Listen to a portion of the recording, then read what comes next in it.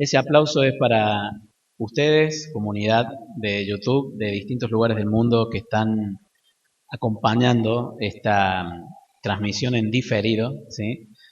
Hoy estamos en nuestra comunidad, esta es nuestra casa, acá donde nos juntamos un lunes al mes, nuestra comunidad, la Cueva de Adulam, de la que tengo yo el alto honor de ser el responsable, el servidor responsable. Y hoy nos toca una formación bíblica. No siempre estamos haciendo formaciones cada 4 meses. Les cuento, Cueva, que la próxima es en agosto. Así que vamos a aprovechar este tiempito para formarnos. Recién Fer oraba por mí y decía algo así como que él sabe que lo que yo estoy tratando de transmitir es para una fe adulta, una fe madura. Cuando somos niños se nos dicen las verdades bíblicas de una manera, ¿sí? Porque somos niños, como cuando nos hablaban de un montón de cosas típicas de la niñez. Pero hay un momento que hay que hacer un salto de madurez. No podemos seguir siempre. San Pablo dice, cuando eras niño le daban de comer comida, leche, ¿no? Comida de niño. Pero cuando uno va creciendo, va necesitando otro alimento. Y este alimento es en base a hacerse preguntas, ¿no? Preguntas de incoherencias que hay en la Biblia y que uno a veces dice, no, pero esto no me cierra. Y acá en la cueva tenemos muchos años ya de formarnos y cuestionarnos y aprender de la palabra. Les cuento que esta es la formación número 15 que yo doy acá en la cueva y a la comunidad de YouTube es la 10ª que estoy subiendo a YouTube con una característica particular, es la primera que está filmada, ¿sí? Que estamos filmándola y el audio está saliendo también en digital, así que bueno, eso nos pone muy contentos. Estamos acá para formarnos hoy sobre, hay tanto para hablar de la Biblia y siempre le pido a Dios que me dé discernimiento y a dónde quiere Él ayudarnos a formarnos. Y hoy vamos a hablar del Evangelio de Juan, el Evangelio conocido en el mundo católico como el Evangelio según San Juan. Solo que yo les quiero explicar que no es, bueno, no me quiero adelantar, no quiero espolear mi formación, pero primero que todo contarte, ustedes saben qué lugar ocupa en los evangelios, ¿cierto? ¿Qué lugar ocupa el Evangelio de Juan? El último de los 4, ¿sí? En el orden, bueno, y coincide, este evangelio coincide, al ser ubicado en el 4º lugar, coincide con el orden cronológico en el que fue escrito. De los 4 evangelistas, el primero que escribió fue Marcos, entre el 60 y el 70, después de Cristo, por supuesto. En cerca del 80 y casi simultáneamente escribieron su evangelio Mateo y Lucas, y Juan es el evangelio más tardío, hacia el 90, probablemente sea más bien a mitad de la década del 90, o sea, 95 después de Cristo. Es decir, un poco más de 60 años después de que Jesús murió y resucitó, ¿no? Entonces es el más teológico. Ustedes saben que por la presbicia, no sé si alguno tiene presbicia ya, que necesita alejar el objeto para verlo bien, ¿o no? Ya, a mí me va pasando de a poco. Y hay una presbicia teológica, que cuanto más tiempo pasa de un acontecimiento, mejor podemos verlo. Entonces, San Juan tiene una ventaja impresionante. Al escribir 60 años después, ya tiene una madurez de quién es Jesús, las comunidades ya están formadas y ya ha pasado una gran parte, han pasado 60 años de muchas cosas, manifestaciones y además él se apoya de alguna manera y se diferencia de los otros evangelios que ya andaban circulando en las comunidades cristianas. Entonces, de los 4 evangelios, para un teólogo, y yo lo soy, pero digo para los que quieren formarse, el Evangelio de Juan es el más indicado teológicamente para explicar quién es Jesús. Los otros evangelios tratan de explicar realidades de Jesús, de cosas que hizo Jesús, y están narradas hasta en un lenguaje bastante, no quiero decir la palabra infantil, es una narración, digamos, típica de aquella época, ¿no es cierto? pero más tipo cuento, quizás, los otros evangelios. En cambio Juan, es teológico de punta a punta y todo lo que escribe es simbólico. La mayoría de los biblistas están de acuerdo que se trata del mismo autor que el Apocalipsis, que también está impregnado de símbolos, ¿sí? Entonces, si queremos aprender quién es Jesús, Juan es una pieza clave, una pieza maestra, y obviamente en estos años nos vamos a seguir formando con Mateo, Marcos, Lucas, son riquísimos, cada uno tiene un aspecto, pero yo quería empezar con el de Juan, por la profundidad teológica que tiene.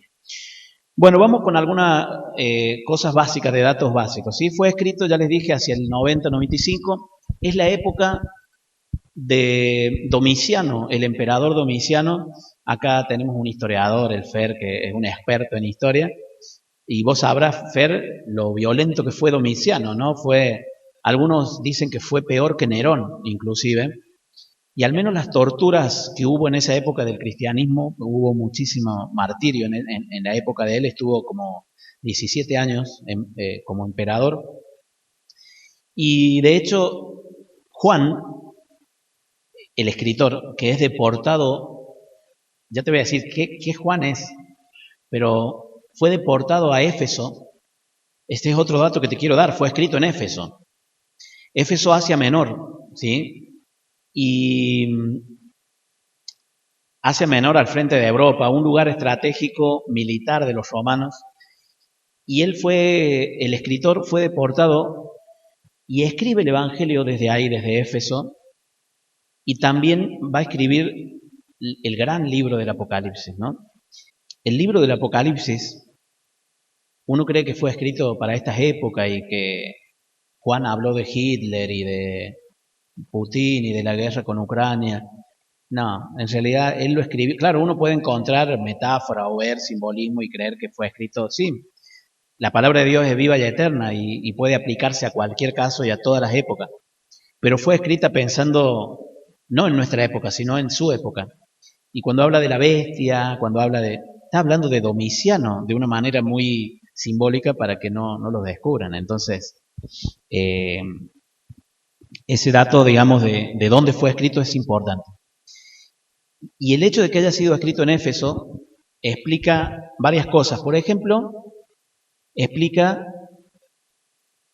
que no se nombre al demonio prácticamente. Sí se lo nombra, pero no se habla de exorcismos, por ejemplo.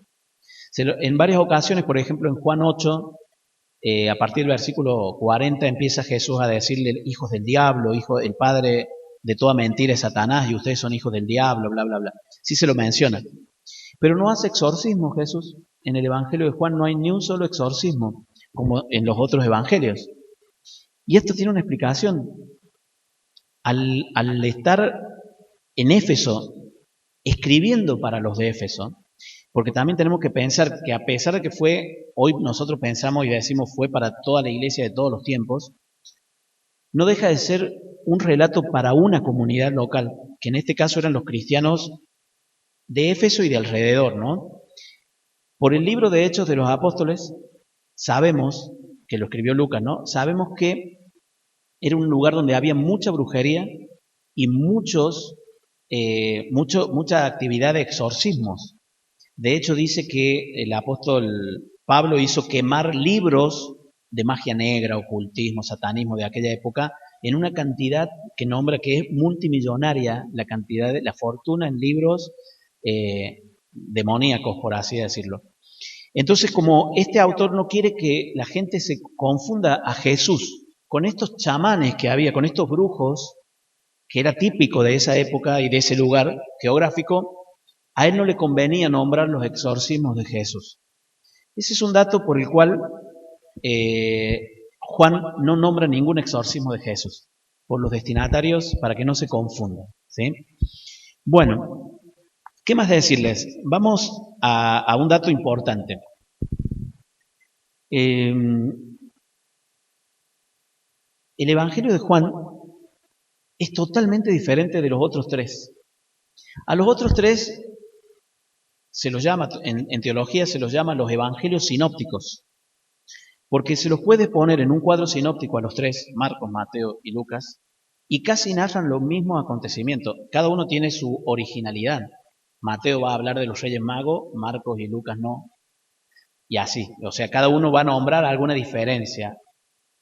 Pero si ponemos los discursos, las parábolas, el contexto geográfico, casi todo coincide paralelamente. Por eso se llaman los 3 evangelios sinópticos. La forma de ver a Jesús, la forma de pensar, son paralelos. De hecho, Mateo y Lucas toman casi todo lo que escriben de Marcos y de una fuente ajena que no ha llegado completa a nuestros días, que se llama la fuente Q. Se le llama Q porque en alemán Q es la palabra con la que empieza la palabra Quelle, que en alemán significa fuente. Los teólogos alemanes descubrieron que hay el Evangelio de Mateo y de Lucas están tomando para escribir en el año 80 a Marcos y a una fuente que existía en ese tiempo de escritos de frases, de dichos de Jesús. Hoy está casi reconstruida toda, pero no se han encontrado los originales de ese texto, que la teología la conoce como la fuente Q. Estarían los 4 evangelios y la fuente Q, que es de dichos, de proverbios de Jesús, de frases, de parábolas. ¿Sí? Bueno, cuando Juan tiene que escribir en el año 90, no va a tomar casi nada de ahí. Les doy un dato. Solo un 35% de lo que escribe en su evangelio, el evangelista Juan, es similar a los otros. Solo el 35%. El 65% es original. Por eso no se lo puede poner con los sinópticos. Es totalmente diferente en el estilo que utiliza, en el griego en el que escribe, en el lenguaje, la forma de hablar, en la teología que aplica y en la imagen de Jesús que presenta. O sea, visto así, para un teólogo, Juan está parado en otro lado, o sea, y está viendo otra cosa que lo que están viendo los demás apóstoles. ¿Sí? Bien, vamos ahora con el tema del autor. Y acá empiezo a develar. Yo sé que ustedes no son una comunidad que se va a poner nerviosa por lo que yo voy a decir y porque se te van a caer algunas cosas que te han dicho toda la vida, pero la gente de YouTube no sé si están preparadas, así que les pido que respiren, tomen agua, como yo voy a tomar agua. Si yo les pregunto a ustedes, Cueva, no lo que piensan ahora, quizá, lo que les han enseñado, ¿quién escribió el Evangelio de San Juan para ustedes? Según lo que te enseñaron, el apóstol, ¿qué apóstol? El apóstol Juan. Sí, el menor porque Santiago era el mayor. Exacto. Según los datos bíblicos que tenemos, el evangelista Juan, el apóstol Juan fue uno de los 3 principales seguidores de Jesús. Todos eran amados por Jesús, pero había 3 que tenían la preponderancia, que eran Pedro, Santiago y Juan. Santiago y Juan eran hermanos. Eran los hijos de Zebedeo. Zebedeo tenía una empresa náutica de aquella época, una flota así de barcas que se dedicaban a la pesca. Vivían en Betsaida, eran pescadores, brutos pescadores, a los que Jesús eligió. Según los datos que da la Biblia, este Juan era colérico, tan colérico que quería mandar caer fuego del cielo que consuma a los que estaban predicando, pero que no estaban en el grupo de los discípulos de Jesús. De hecho, ahí tanto Mateo como Lucas cuentan de que en un momento Juan se acercó a decirle a Jesús, Jesús, ¿quieres que mandemos a caer fuego del cielo? Porque hay algunos que están predicando en tu nombre y no están con nosotros. Y Jesús los reprende, dice, se enoja porque, claro, vos imagínate que Jesús tantas veces que le hablaba del amor, del amor, del amor, y este salta con, ¿quieres que mandemos a caer fuego? Así que a Jesús se le ocurrió un apodo un poco power para estos hermanos. Les puso de nombre los Boanerges, que en arameo significa los hijos del trueno. Imagínate, para que te pongan ese apodo. Jaimito era un poroto al lado de él. O sea, eran tremendos. Juan y Santiago, los 2 líderes, y uno más líder que otro. De hecho, la mamá le fue a pedir, la mamá de Salomé se llama la mamá de estos 2, esposa de Zebedeo, le fue a pedir a Jesús en un momento, cuando estés en tu reino, podés poner a uno de mis hijos a tu derecha y al otro a la izquierda, no importa cuál, como diciendo los dos son líderes, pero tienen que estar uno de los dos, no me lo pongas a Pedro, por favor, poné uno de mis dos hijos. Había una competencia ahí política en la época de Jesús, y Jesús se mata de risa con esta madre. No dice la Biblia que se mata de risa, pero yo sé que se mató de risa. Porque esta madre no tenía idea de lo que estaba pidiendo. O sea, se pensaba que Jesús iba a tener un trono político así, como un emperador, nada que ver. Y fue ahí Jesús cuando les dice a los discípulos, aprovechando esto, que estaban discutiendo quién era el más grande. Y Jesús les dice, el que quiera ser el primero de ustedes, tiene que hacerse el último. Y el que dice, aprendan, ustedes dice, ¿han visto los políticos que les gusta ser saludados y ser los primeros? Con ustedes será al revés, dice. El que quiera ser el primero tiene que ponerse al servicio de los demás. Aprendan del Hijo del Hombre que no vino a servir, sino a dar la vida en servicio y rescate por una multitud. Bueno, ese es Juan. Hemos creído por culpa, perdón San Ireneo que me estás viendo en el cielo, pero por culpa de San Ireneo, un padre de la iglesia, que él asoció directamente, dijo dos cosas que la iglesia durante muchos siglos ni lo discutió, porque si lo dijo San Ireneo, viste que cuando uno dice, si lo dice el Papa, ya está. No, cosa que, por ejemplo, cuando uno, antes en la Suma Teológica, Santo Tomás de Aquino, en la Edad Media, la mente más brillante que ha tenido la historia de la teología, hasta el día de hoy, como no sabía qué pasaba con los niños cuando se morían, que no se podían ir al cielo porque todavía no habían sido bautizados. Los niños digo que no se habían bautizado. Pero tampoco podían ir al infierno porque Dios no puede ser tan cruel. Y al purgatorio, ¿qué van a purgar si no tienen pecado? Se le ocurrió inventar el limbo. Esa estupidez enorme, garrafal. Perdón, Santo Tomás de Aquino.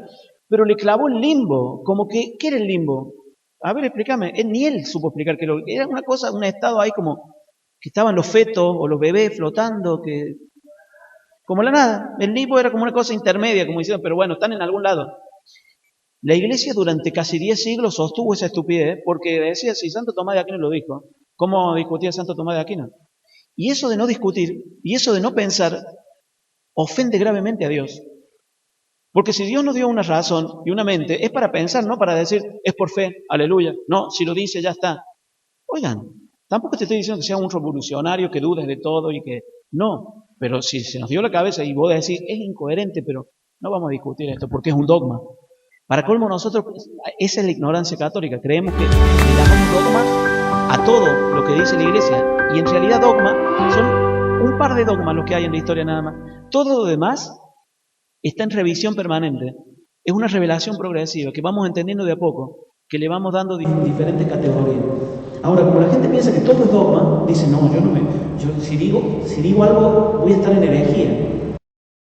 Y tenemos en nuestro ADN una cosa de la historia de la iglesia muy oscura, donde se ha matado gente por opinar distinto, se ha prendido fuego en la época de la Inquisición, o en nuestros días, aunque no es tan así, pero en nuestros días quizás hasta hace poco, hasta no hace mucho, las personas que hablaban herejías eran excomulgadas de la iglesia. Entonces, un miedo, no sé ustedes, no tienen mucha cara de miedo. Yo ya no tengo ninguno, gracias a Dios. Estoy pasado de filtro ya, tendría que tener un poco más de miedo. Pero en mi generación, mi mamá tenía pánico de decir una cosa que no era. Mi abuela, por supuesto, un pánico al infierno, a morir. Porque un hereje que moría, ¿qué le pasaba al hereje que moría sosteniendo una herejía? Se iba al infierno. Entonces, vos imagínate la manipulación psicológica, vos no podías pensar. Me parece algo totalmente anticristiano. Y lo vimos en la última formación que no está subida a YouTube, menos mal que no está subida, que fue el fundamentalismo, ¿se acuerdan? No, fue la última que tuvimos en agosto del año pasado. Bueno, muy bien, continuemos. Entonces, hay que preguntarse algunas cosas, hay que cuestionarse, y San Ireneo dijo que el autor de este evangelio, aparte en un escrito así medio aislado, dijo que el autor de este evangelio es el apóstol San Juan, que además, dice él, es el discípulo amado, obviamente. O sea, él dedujo algo que en sentido común vos lo leéis y decís, sí, es el apóstol San Juan, ¿quién va a ser? Y es el discípulo amado. Cuando habla del discípulo amado, ¿de San Juan o no? Porque muchas veces nombra al discípulo amado, no muchas veces, 5 veces, pero 5 veces en el marco de de la pasión de Jesús, de la resurrección. Importante el discípulo amado. Y uno dice, es San Juan. Bueno, no se me ponga nervioso, pero ni el Evangelio lo escribió San Juan el apóstol, por eso no es San Juan, no es el apóstol el que lo escribió. Ni tampoco el discípulo amado es el evangelista Juan.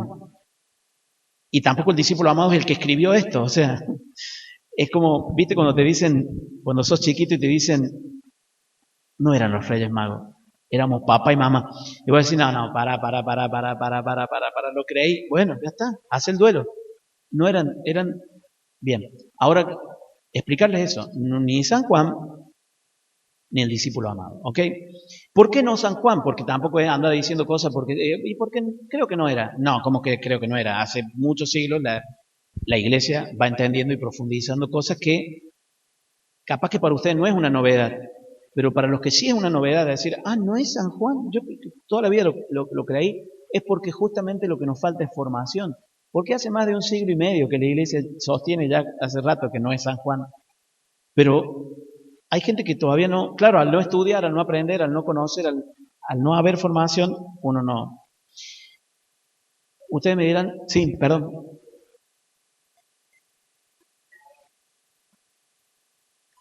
Alta soberbia, arrogancia que tenía el tipo, el discípulo amado. Es como si yo dijera yo que soy el más amado acá por Dios en la cueva. ¿Qué es eso? Nada que ver. Exacto, y menos escribirlo, ¿entendés? Bueno, obviamente ven ahí sentido común, pero ¿cómo no hemos usado el sentido común para darnos cuenta que esto es imposible que sea así? Bueno,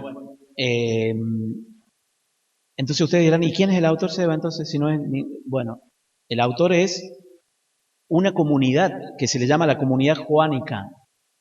Un sacerdote de los más excelentes biblistas que ha tenido la Iglesia Católica, que es uno de los escritores que participó, digamos, en las plenarias del Concilio Vaticano II sobre Biblia, la Dei Verbum, un sacerdote norteamericano, ¿sí?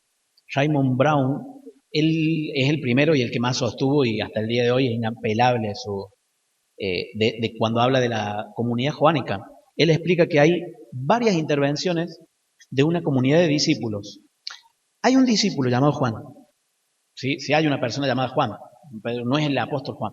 Pero este Juan era un discípulo de Jesús, un discípulo que fue contemporáneo de Jesús inclusive, pero discípulo, no apóstol, no el apóstol. Y escribió un libro, un evangelio, que circuló en muchas comunidades, pero cuando murió él, fueron sucediendo otras cosas históricas y decidieron, ¿vieron cuando uno edita un libro? Por ejemplo, mi libro, yo cuando tengo que hacer una reedición, digo, che, esto lo voy a decir de otra manera, le voy a sacar esto, Eso es una reedición. Reeditar es volver a revisarlo y cambiarle algo. Bueno, le hicieron un par de retoques, le agregaron cosas, más que retoques le fueron agregando cosas. Después vino un tercer recopilador que agregó otras cosas y al final uno que hace es como copiar y pegar y quedó el Evangelio como lo tenemos hoy, ¿no es cierto? Pero entonces no es una persona, sino toda una comunidad llamada la comunidad joánica que fue escribiendo. No tengo tiempo para explicar qué partes escribió cada uno, pero ustedes entiendan que hay una yuxtaposición de texto que al menos algunos lo voy a explicar acá. Y quedará dentro de ustedes la pregunta, ¿y por qué no Juan? ¿Cómo estás tan seguro que no es Juan? Por varios datos. Uno, lo que sí sabemos a ciencia cierta es que este Juan que escribió no era de Galilea, y mucho menos pescador. O sea, no era el apóstol Juan. ¿Por qué? Porque era del sur, porque Jesús aparece el 90% del tiempo del relato que él hace en las fiestas judías alrededor del templo de Jerusalén, en Jerusalén, que estaba al sur. Galilea estaba al norte. Háganse la idea geográfica. Galilea, donde vivía Jesús, era Salta, Jujuy. Y Jesús predicaba ponele, La Pampa, o sí, al sur, La Pampa, Chubut, Río Negro, etc. Esa es la actividad que describe este apóstol. Obviamente, este escritor, Juan. Obviamente, conoce tanto las fiestas que era judío y a la vez se sabe también, se entiende, que por todas las fiestas que nombra, en las que participó Jesús, era probablemente de la casta sacerdotal, es decir, si no era directa, no que él era sacerdote, pero hijo de sacerdotes o algo, muy familiarizado con todo lo litúrgico.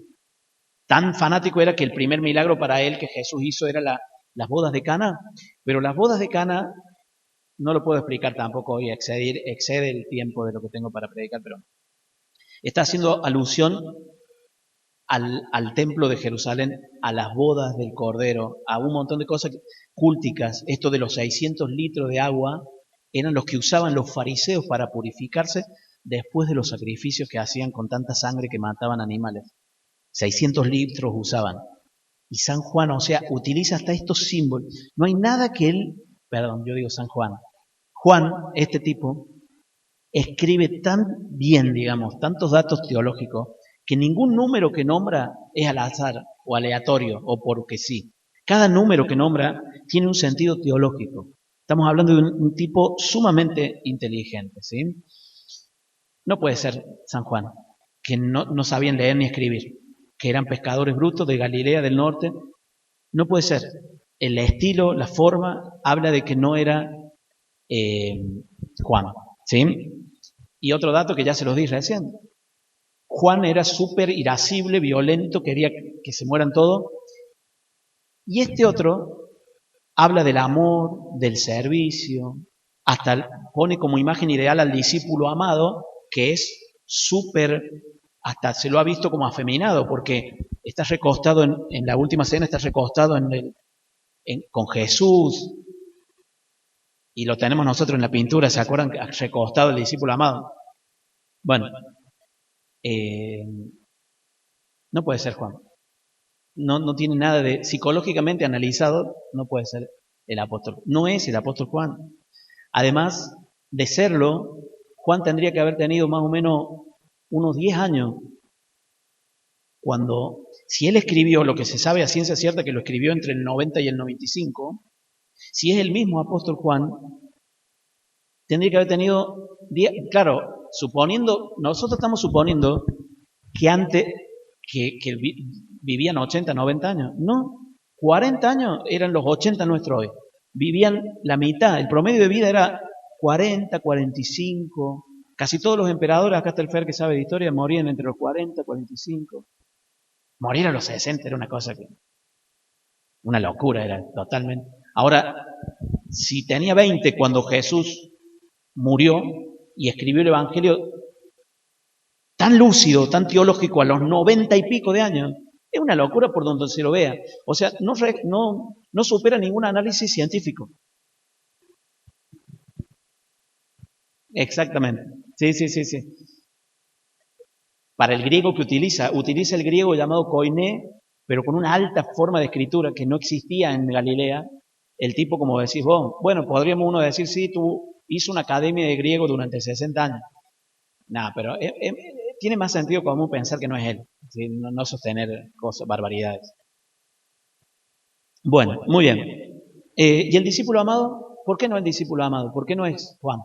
Bueno, te acabo de explicar. Juan no puede ser el mismo el discípulo amado que Juan el evangelista por este dato psicológico que te estoy dando. Que uno quería caer fuego del cielo y el otro es perfecto. El discípulo amado está a los pies de la cruz de Jesús junto a la Virgen María. Cuando Jesús le deja a la madre, se lo deja al discípulo amado. Le dice, ahí tiene. Nosotros hemos creído que es Juan. Lo hemos representado en película, en filmación, en todo, en los Vía Crucis. Ahí es cuando están temblando los que me están viendo en YouTube. Dicen, no es Juan, no. El discípulo amado no era Juan. O sea que la Virgen María no se quedó con Juan. No. ¿Quién era el discípulo amado? Bueno, el discípulo amado tendría mucho para explicarle o para hablar de él, pero voy al grano directamente, ¿sí? El discípulo amado en realidad viene a ser un simbolismo, no existió. Esta es la parte que habría que poner, no existió históricamente. Está haciendo él, es un maestro de la escritura, Juan. Está poniendo un personaje que no existe como un ideal a donde debiera apuntar el cristianismo. Una persona ideal, digamos, que es perfecto, que siempre está sirviendo, que siempre está al lado de Jesús, que no le falla nunca, que es casi inmaculado, que es mariano, se queda con la Virgen María. O sea, está describiendo cómo debiéramos ser nosotros. El discípulo amado somos vos y yo. Es un ideal, es hasta casi profético y una forma de lenguaje que ya había en el Antiguo Testamento. No llamar a lo que es, sino a lo que debiera ser. Y ustedes dirán, pero entonces es una mentira. No. Sería mentira para un escritor del siglo XXI, para vos que te pones a escribir y decís, sí, Sebastián, no sé, el coordinador que hemos tenido acá en el grupo era tal y tal cosa. Sería pecado, digamos, en esta cultura, sería mentira inventar cosas que no fueron. Así todo lo hacemos nosotros, Porque cuando hablamos de alguien que a veces no existió. Un paréntesis. Yo cuando hablo de mi mamá y de mi papá, digo cosas que... Un día un psicólogo me dijo, mira, las cosas que decía tu mamá, de que era tan perfecta, es una idealización. ¿Sos consciente? Sí. ¿Y por qué hablas? Y bueno, me gusta idealizar a mi mamá. Si yo en el siglo XXI lo hago, ¿me entienden? Que sé que no sé si, es más, todos lo hacemos. Vos contás tu historia y lo que estás contando es una interpretación idealizada. Claro, exacto. Ahora, Juan es un experto, porque él aplica la bestia, por ejemplo, por nombrarte, la bestia está usando un personaje histórico, pero lo está idealizando tanto negativamente. Fíjense ahí, el discípulo amado es la perfección de un ser que sí existió. Tiene que haber habido un discípulo muy parecido a este que describe Juan, pero Juan le pone el discípulo amado y le pone todas las características ideales de cómo debe ser. Ahora, cuando habla del anticristo, en la primera carta que escribe, o en el Apocalipsis, cuando habla de la bestia, aplica tanta negatividad, digamos, está idealizando negativamente. Eso es propio de una escritura muy fina, muy maestra, digamos. Y nosotros no lo entendemos así, pero a los que eran los destinatarios sí lo entendían así. Y decían, wow, San Juan, no San Juan, el evangelista Juan nos está exhortando, nos está diciendo hacia dónde tenemos que ir. ¿Se acuerdan cuando Dios se le parece a Gedeón y le dice, el Señor está contigo, guerrero valiente? No le llama por lo que él es, porque Gedeón era un cobarde. Le llama guerrero valiente no por lo que es, sino por lo que va a ser. Una idealización de Dios. De llamar el mismo Pedro. Dios le pone el nombre Pedro a un tipo hiper inestable. Pedro significa roca. Y si hay alguien en el Nuevo Testamento que es inestable, que dice una cosa y se contradice, que dice no te voy a negar y a los 10 minutos lo está negando, que dice no me voy a quedar dormido y se queda dormido. Si hay alguien inestable en la Biblia, es Pedro. No me bañes, bueno, dale, báñame ahora sí, báñame todo. Es como bipolar, no sé, tiene un conflicto Pedro. Y Jesús le pone, es idealista Jesús. Le pone Pedro, no por lo que es, sino por lo que está llamado a ser. Bueno, Juan es un idealista, el discípulo amado no existía, es lo que él soñaba para la iglesia de su época. Es el discípulo que debiéramos ser todos. ¿Sí? Y el Apocalipsis pasa lo mismo, nada más que no me quiero detener ahora en el Apocalipsis. Ahora, por sentido común, si fuera Juan, se aplica lo que dice la gloria. Gloria acá.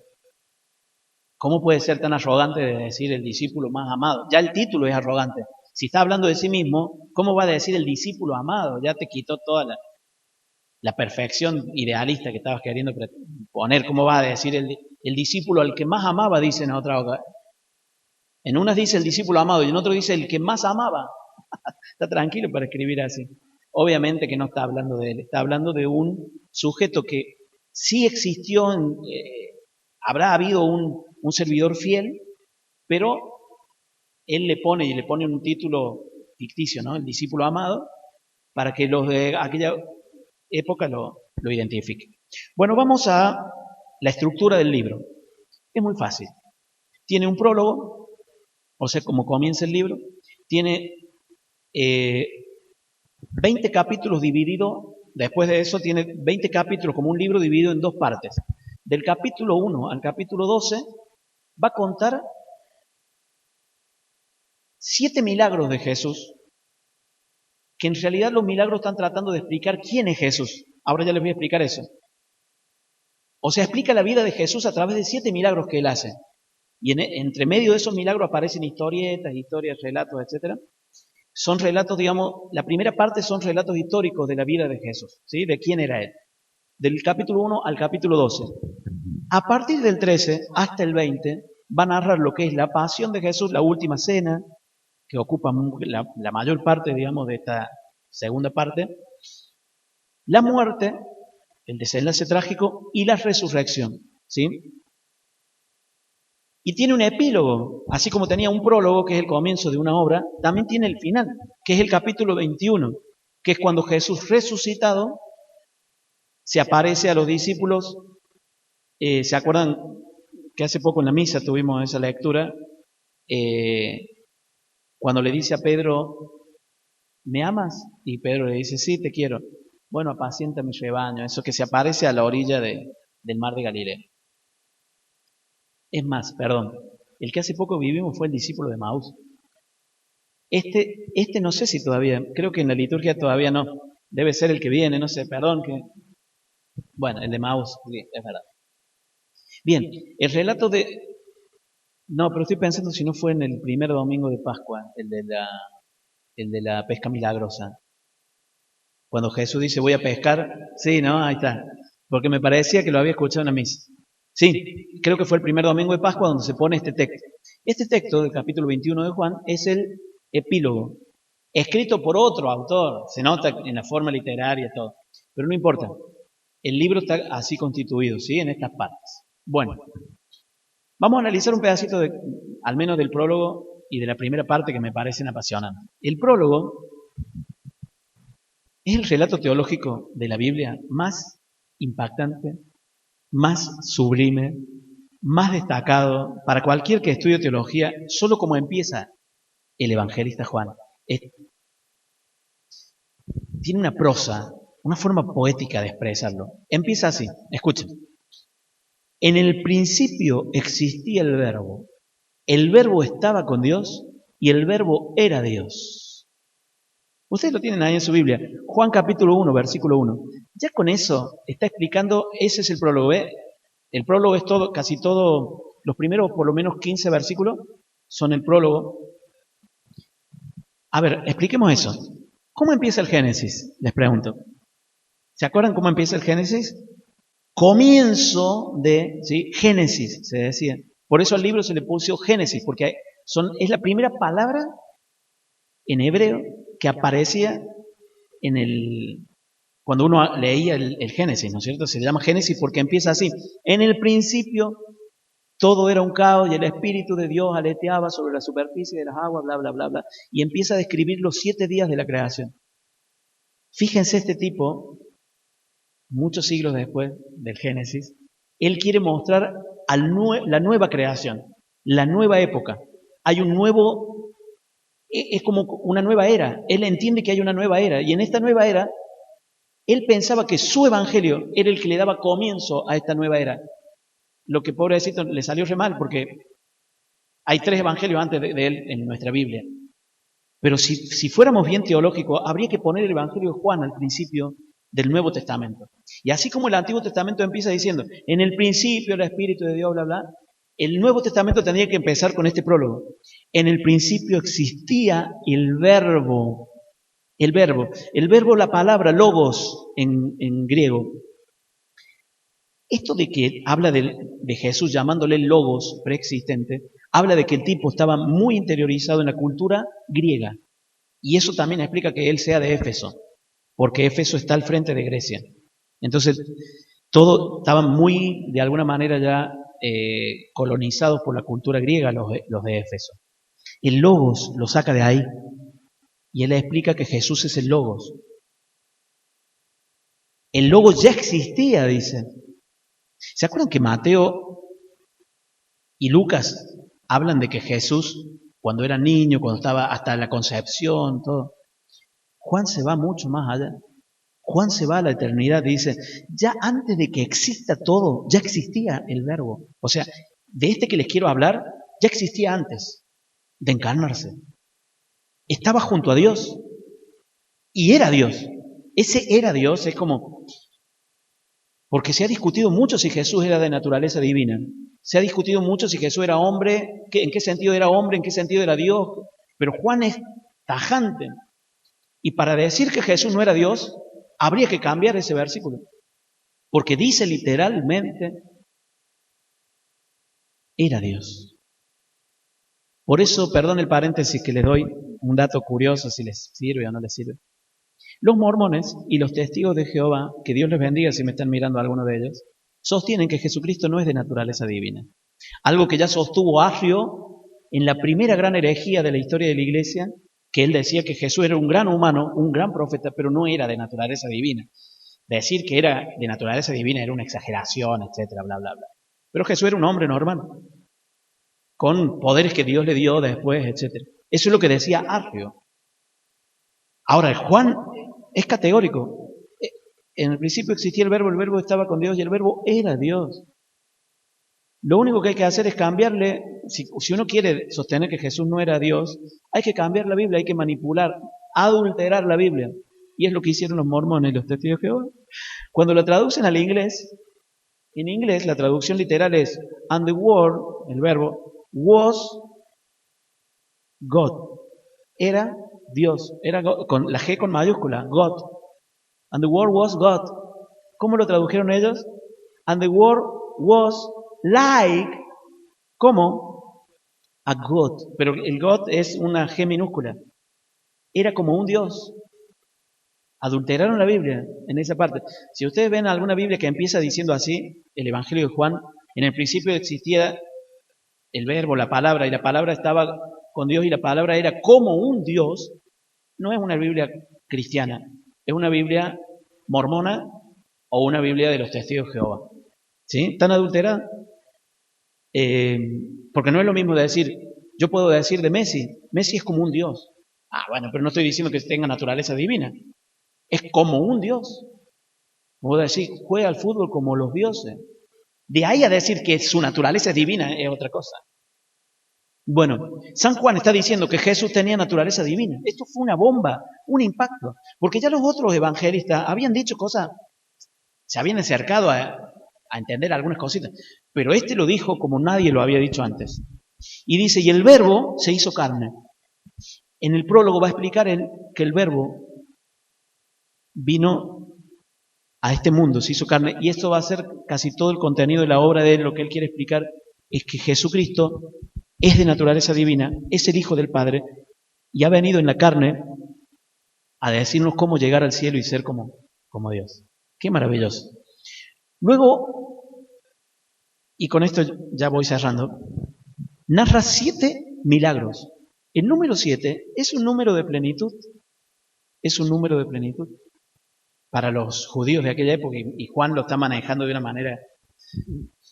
Mientras que los otros narran 30, Mateo narra como 30 milagros de Jesús, Marcos como 40, Lucas también 20 y pico, él narra solo 7 milagros. Y cada uno de estos milagros tienen una intención teológica. ¿Quieren tomar nota cuáles son esos milagros? Se los dicto rápido. ¿Sí? Por ejemplo, las bodas de Cana, el primer milagro son las bodas de Cana, que están en el capítulo 2 del Evangelio de Juan. El segundo es la curación del hijo del funcionario romano. ¿Se acuerdan que Jesús sana? Que no soy digno de que entren en mi casa, pero una palabra. Vean, este es el segundo milagro, está en el capítulo 4. El tercero es el del paralítico de la piscina de Betesda, en el capítulo 5. Después narra la multiplicación de los panes. Cuarto milagro, que está en el capítulo 6. El quinto milagro es cuando camina sobre las aguas, ¿sí? Que está en el capítulo 6. Sí, capítulo 6 también. En el capítulo 9 van a narrar el sexto milagro, que es la curación del ciego de nacimiento, que fue el evangelio de la semana pasada, creo, no, del anterior, algo así. Y finalmente, en la resurrección de Lázaro, en el capítulo 11. ¿Sí? Ahora, cada uno de estos milagros tiene una connotación teológica. Él quiere explicar algo con eso. Se quiere autoexplicar. Jesús en estos 7 milagros quiere autoexplicarse quién es Él. ¿Sí? Por eso, fíjense que en griego, los apóstoles, los evangelistas Mateo, Marcos y Lucas, Para ellos los milagros son una demostración de que Jesús era el Hijo de Dios, el Mesías, etc. Y son por compasión a la gente. Tanto Mateo, Marcos y Lucas quieren demostrar que Jesús hacía milagros porque tenía amor a la gente, ¿sí? Y eran poderosas señales de Dios. La palabra que se utilizaba para milagro en griego era dínamos, de donde viene dinámico, la palabra dinámica. Dínamos era la palabra que utilizaban los otros.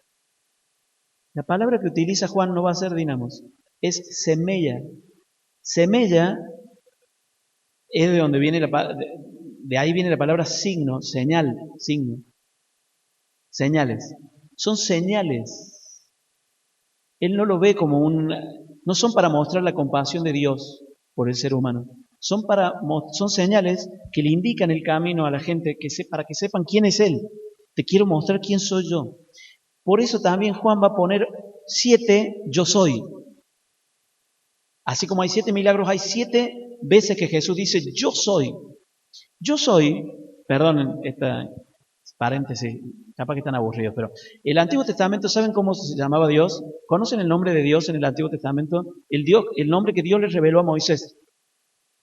Yo soy, Yahvé. Yo soy el que soy.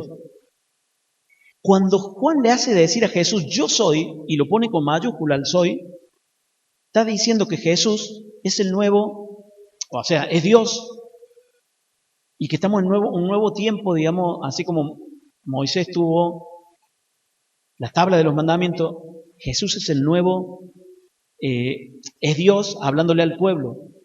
Y nada más que Jesús, en vez de dar negaciones, no hagan, no hagan, no hagan, para Juan, el único mandamiento que dio Jesús fue, ámense los unos a los otros como yo los he amado. O sea, está hablando de un nuevo tiempo, una nueva era teológica, ¿no es cierto? Y va a decir 7 yo soy. ¿Quieren tomar nota cuáles son esos yo soy? El primero es, yo soy el pan de vida, en el capítulo 6, versículo 25. El segundo es, yo soy la luz del mundo, en el capítulo 8, versículo 12. El tercero es, yo soy el buen pastor. Perdonen que vaya rápido. Capítulo 10, versículo 11. El cuarto, yo soy la puerta de las ovejas. Capítulo 10, verso 7. Quinto, yo soy la resurrección y la vida, en Juan 11, 25. Sexto, yo soy el camino, la verdad y la vida, Juan 14, 6. Y por último, yo soy la vid verdadera, en Juan 15, 1. Bueno. ¿Y qué significan? ¿Qué quiere explicar con cada milagro que hizo? Las bodas de Caná, que hoy está muy discutido en el ámbito teológico que sea un hecho histórico, hoy se entiende que es un hecho simbólico. Pero más allá de eso quiere explicar que Jesús es el Mesías, porque la abundancia del vino habla de que el Mesías cuando venga iba a ser abundante. Entonces él quiere explicar eso. Con la curación del hijo del funcionario quiere explicar que Jesús es la vida. Yo soy la vida. Con lo del paralítico que lo cura en día sábado, quiere explicar que Él está por encima de la ley sabática. ¿Sí? Con la multiplicación de los panes, quiere explicar que Él es el pan de vida, Él es la Eucaristía. Con que camina sobre las aguas, que también hoy es muy discutido si sucedió realmente históricamente, el relato de que Jesús camina sobre las aguas es para explicar que Él está por encima de los males. El mar era el símbolo de todo lo que estaba mal. Con la curación del ciego de nacimiento quiere explicar que Jesús es la luz del mundo, y con la resurrección de Lázaro quiere explicar que Él es la resurrección. Yo soy la resurrección y la vida. En cada milagro Jesús va largando un discurso donde va a terminar explicando quién es Él. ¿Sí? No. Es un dato que no es histórico, pero si quieren algún día, no tengo tiempo de explicarlo, pero no es un dato, ya está, para vos Fer es suficiente ese dato, no es. Está todo pensado, fríamente calculado, uno diría, ¿no? Bueno, Finalmente, solo para que no se queden con esto incompleto, finalmente decirles cuál es el cometido principal del evangelista Juan. Tiene tres cometidos principales, es decir, el contenido, digamos, va hacia estas tres direcciones. Primero, explicar que Jesús es el Hijo de Dios de la misma naturaleza, algo que es absolutamente novedoso en su época, ¿no es cierto? Que tenía la misma naturaleza del Padre, ¿sí?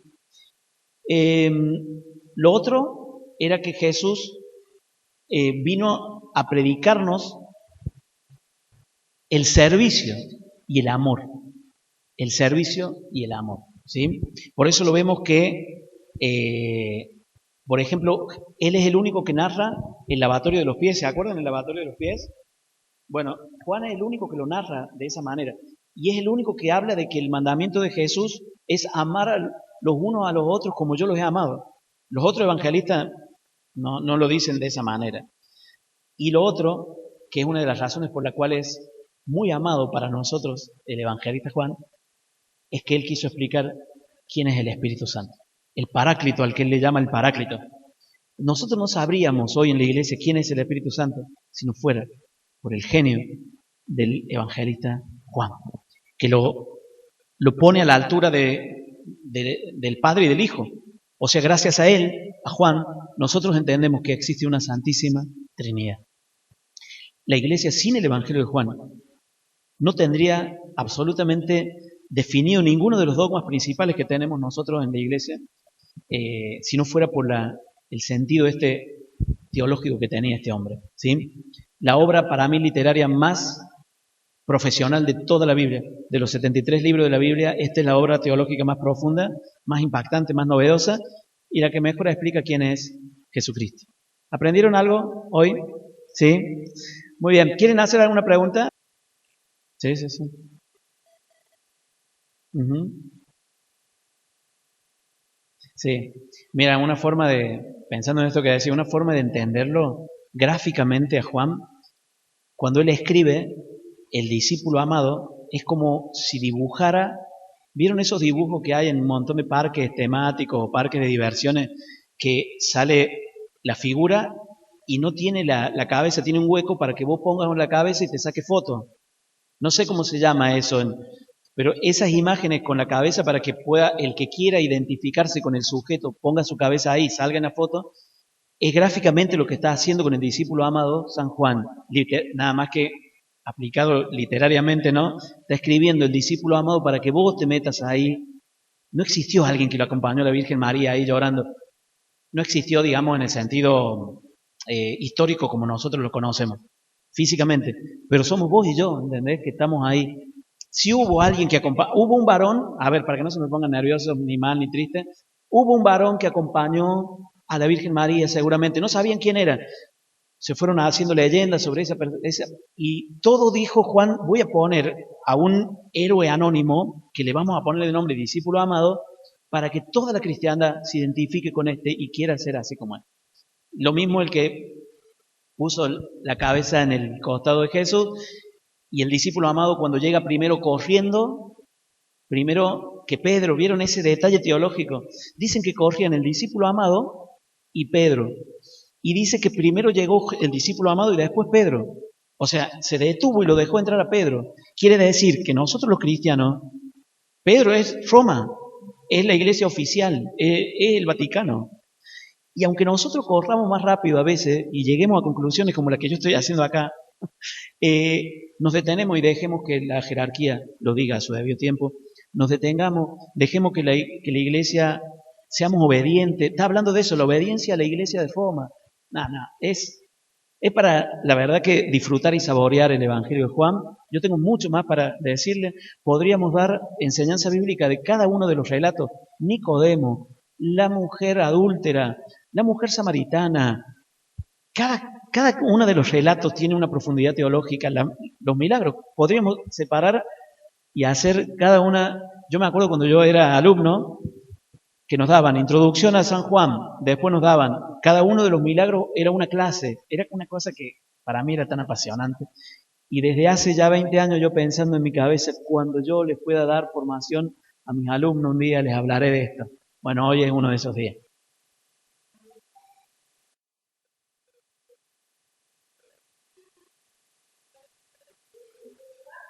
Y Juan la tenía clara. Juan cuando quiere, en el medio del Evangelio, él pone las palabras de Jesús. Yo les doy, este es mi mandamiento nuevo. Ámense los unos a los otros. Lo pone en la última cena como de despedida, con el gesto del lavatorio de los pies.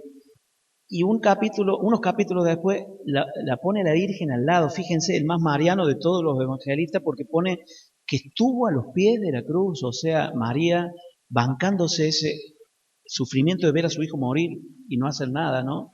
O sea, digo, se la bancó ahí como Jesús se la bancó.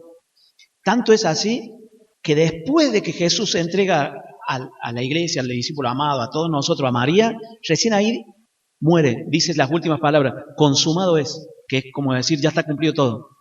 Faltaba lo de María, se acabó todo. O sea, Juan es el más mariano de los, para mí el que más claro la tiene, de los 4 evangelistas, en cuanto a quién es Dios, qué es lo que quería Dios y todo eso, ¿sí? Pero lamentablemente le falta a Juan las parábolas, por ejemplo, como la del hijo pródigo, las que tenía Lucas, Mateo, Lucas sobre todo, el Evangelio de Lucas. Y esto habla de que Juan probablemente haya habido un cisma en aquella época donde estaban un poco alejadas las comunidades de Jerusalén con la comunidad de Éfeso, y entonces los manuscritos de ellos no les llegaban, porque no se puede entender que un genio como Juan no haya puesto la parábola del hijo pródigo. O no la puso porque no querían, porque estaba en cisma y no querían poner lo mismo que ya habían puesto los otros, o no la conocían. Yo me inclino por la segunda. No le llegó a él la parábola del hijo pródigo. Porque si le hubiera llegado, imagínate el Evangelio de Juan con la parábola del hijo pródigo. Una maravilla. Muy bien, gente linda. Le damos un aplauso bien grande a Dios en esta noche formativa.